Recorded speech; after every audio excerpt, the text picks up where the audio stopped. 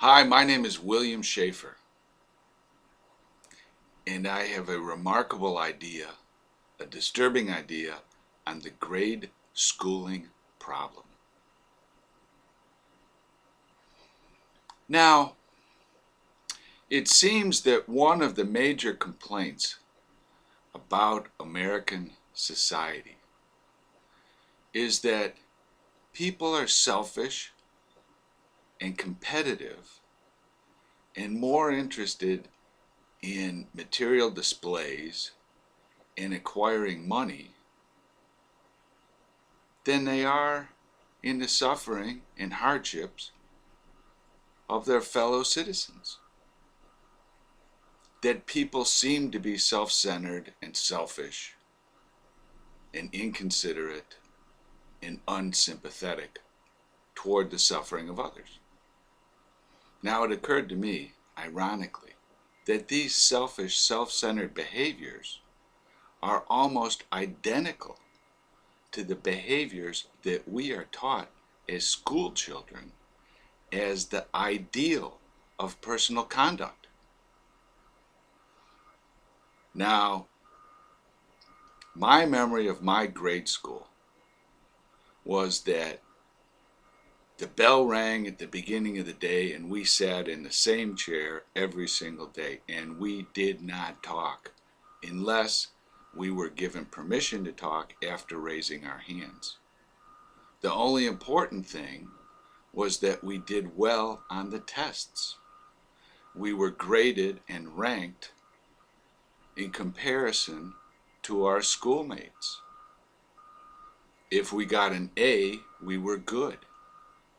If we got a C, we weren't as good. And if we got an F, we were bad. We were personally wrong, and we deserved the punishment because we got an F. Now, you weren't allowed to talk. You weren't allowed to work together. You weren't allowed to help people that had problems.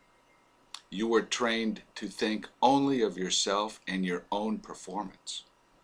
The performance of your schoolmates did not influence your ranking or your rating at all. You could not help them if they were having a problem. That was their problem. You were all isolated in the classroom together. If someone flunked out, they deserved it. They were gone. We never spoke of them again. It is as if they were dead. They were no longer your friend. And in fact, no one in your grade school was your friend. I really had no friends in grade school, and I have no friends today, and I do not stay in touch today with the people that I went to grade school with. And most people do not stay in touch with anyone they went to grade school with, even though you shared the majority of your childhood with 50 or 100 or more people. Now, the ironic thing about this is that in my memory, grade school was held as the standard of moral behavior. Only the time we spent in church was similar. That time not spent in school was vulgar and ordinary time, and that the proper way of social behavior was the way you behaved in school. That was the standard. And the majority of our waking life was spent in school or walking to or home from school. 5 days a week for 5 to 6 hours a day for children, sitting motionless, waiting to be allowed to talk, and having no real friendships with the people they were sharing the space with. Now, is it any surprise that as adults we have very few friends, we do not know the neighbors in our apartment building, and no one really cares if we're alive or dead? No one cares if we fail. No one cares if we're homeless. And likewise, if a former acquaintance of ours, a former coworker, meets with great misfortune, we generally do not get involved and leave them alone. That is the American way, and that is why there's 70,000 homeless people in Los Angeles today. Now, I doubt any teachers were planning on programming their classrooms and their students to be selfish and heartless and cruel and unsympathetic and uncaring. I have no doubt that most of the teachers had the most lofty ideals of teaching their students the skills of reading and writing so their students could be successful in their life. I doubt that any teacher really had any awareness or thought that they would be teaching uncaring, unloving, and unsympathetic behavior by the structure of the school system itself. However, you have to remember that school was organized for the needs of industry, and that the format of the school day, starting with a bell, sitting in seats in a regular geometric order with the same seat assignment every day, being silent unless you're called upon, not talking to your neighbors, following the instruction of the teacher, and only doing what you're told to do. These behaviors were all planned, and this teaching was planned to make good, efficient factory workers for production. The reason you have a school bell is because there's a factory whistle. That is not an accident. And the format of the school environment was designed to acclimate children to factory work, so when they became adults, they would be diligent and successful at factory work.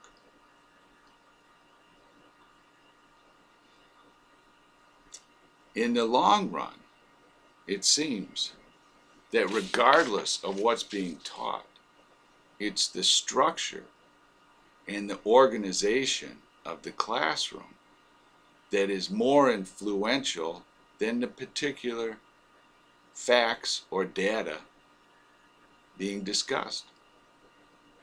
And it's this overall social environment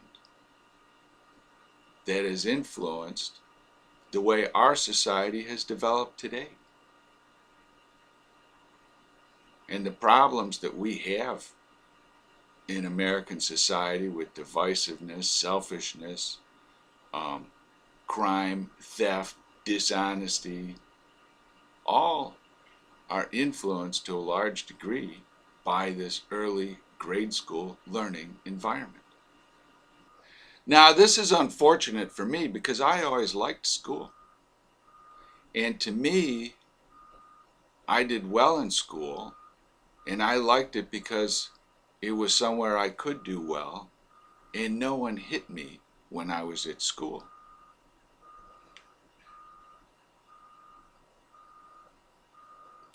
And because I achieved well in school from my earliest memory, I thought that's all that was really important. And now I feel that I was wrong.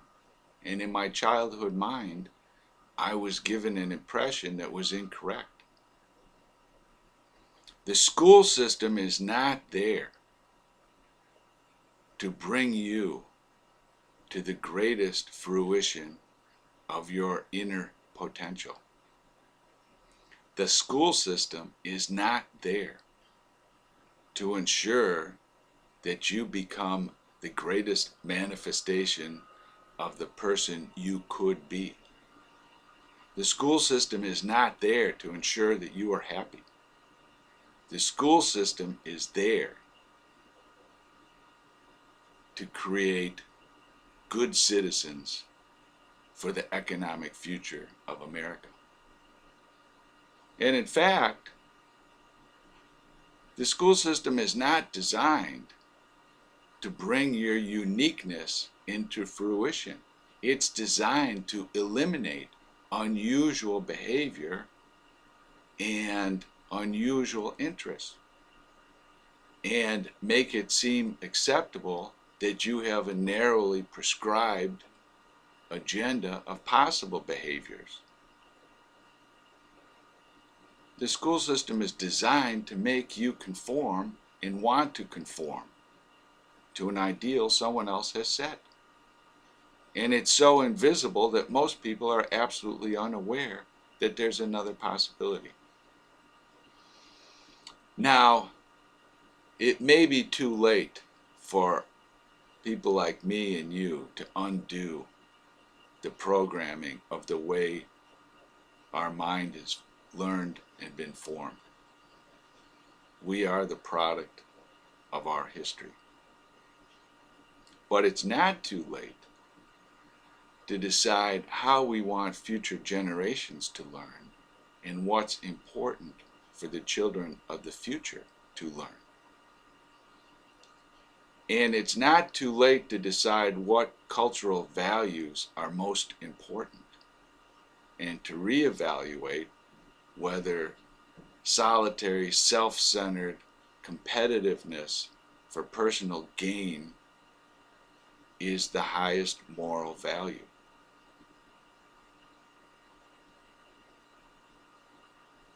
And I leave that for you to think about.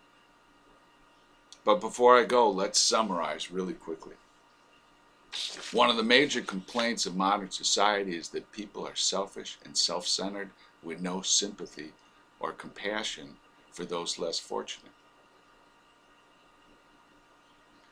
If you look at the typical behaviors that were taught in grade school, these are similar behaviors that lead to similar behaviors as adults. And if we're unhappy living in a selfish, competitive, uncaring, unsympathetic, and unloving society, maybe there's something we can do to change that by changing the nature and structure and ideals of the grade school system and of the school system in general. Thank you, and leave your comments below.